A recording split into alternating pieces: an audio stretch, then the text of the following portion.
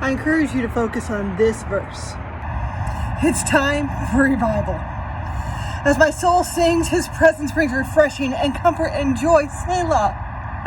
This morning I pray revival, renewal, restoration, and refreshing over your soul.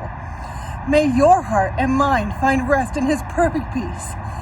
May your flesh and strength be energized by the joy found in Him alone.